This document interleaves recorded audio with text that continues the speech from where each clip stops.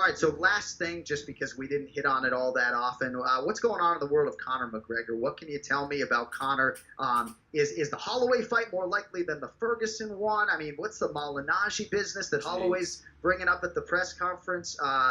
What do you think is next for Conor McGregor, and what are you hearing, kid? I know you got your ear to the pavement, kid. Yeah, listen, I hope it's not a Malignaggi fight. Boxing or MMA, I don't want to see that fight. I also hope it's not a boxing fight against anybody. You know, De La Hoya is trying to get him out. Stop. Oh. That's not what you do, dude. Get back to what you do best. That's mixed martial arts. What I'm hearing is a potential fight in March against Tony Ferguson. That's what I'm hearing. You know, yeah, that would be absolute fire. Obviously, you know, a lot needs to get done, but that's what I'm hearing is he's preparing for a fight in March. I think Conor McGregor is definitely enjoying his time. Just kind of relaxing. He's got quite a bit of money in the bank, and a lot of people saying, you know, the whole thing with you know, the situation of him maybe slapping up some guy in a club or whatever, and that he was in big time trouble.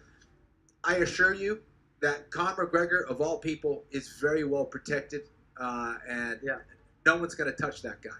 Yeah. So I think he's just fine. For people who are saying, "Oh, he better get out of the country," and he's going to do, he might get out of the country, but it's not because him or his family are in danger. I assure you, he's very well protected and will be just fine.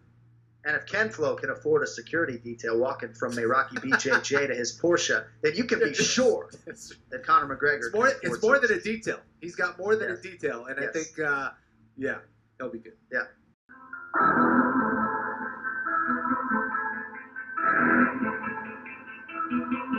I mean, he better get his shit together because he's got a long mountain to climb. I don't think he's, you know, people are saying, oh, is he going to fight? Is he going to do this? I take the man for his word. He say he's a fighter. I think he's going to come back. He has to come back and try and defend that title. And he's got a long mountain to climb up there. You know, he's got Tony. As soon as he comes back, Tony's going to beat the hell out of him. As soon as he loses that one, I'm going to beat the hell out of him.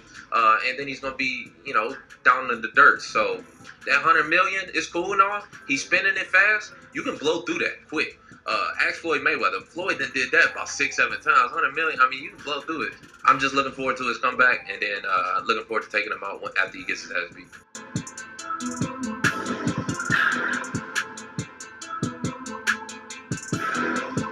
For $100 million, fuck yeah, I'm taking that Pacquiao fight. Well, of course, well, that's what I'm saying. That's why, of course, why he's going to do that. Of course, he's going to take a fight with Pacquiao, or even fucking Malignaggi. Malignaggi was talking shit, you know. Do you think he could beat Malignaggi? Probably. There's a good possibility. I mean, who knows? I mean, if you believe that sparring footage, which was highly edited, to be fair, but why? You know, I mean, I don't know much about Malignaggi. I mean, I know he struggled the last few fights of his career. He went on like a 3 or 4 fight losing streak, and he's been retired for a while, and he's a much smaller guy, you know. So that's a better opponent for Conor as a boxer than Floyd Mayweather is. Of course it is. And he's a better opponent than what Pacquiao is, even though Pacquiao has lost a step these days. But still, a fight with Pacquiao would be huge. Could you imagine the numbers that would do as well? So if I'm Conor McGregor, yeah, sure, fuck it. I could go fight a killer in Khabib or Tony Ferguson. And probably to lose. He's going to get paid a lot of money, probably $10-15 million.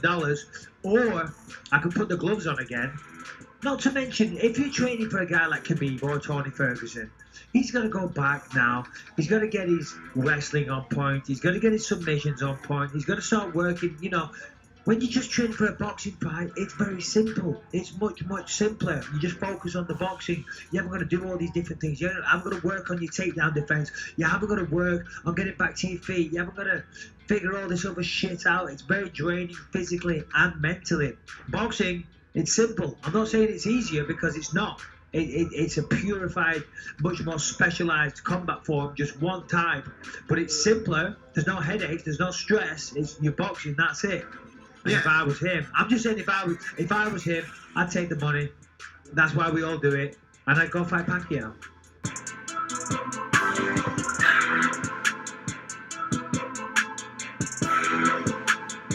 It's great to restore order back into the division, and like I told you guys, you know, it's like kings do. Kings defend their thrones, and a guy will be able to defend mine on Saturday. This last fight, my coach, after my fight, he he after the fight he told me, he was like, man, everything all right? I was like, everything's good. Why, coach? And he's like, I don't know, man. It's so different.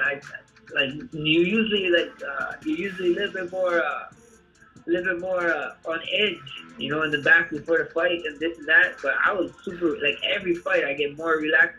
This fight I was so relaxed. I don't know. I told Coach, it was Riley Notorious. I told Coach, I don't know. I was so relaxed. I was kind of nervous how relaxed I was, but I knew I was ready, so I didn't care, you know. So, man, it's just time in there and having these big fights, being in the spotlight, is just enjoying the ride. You know, I was enjoying it.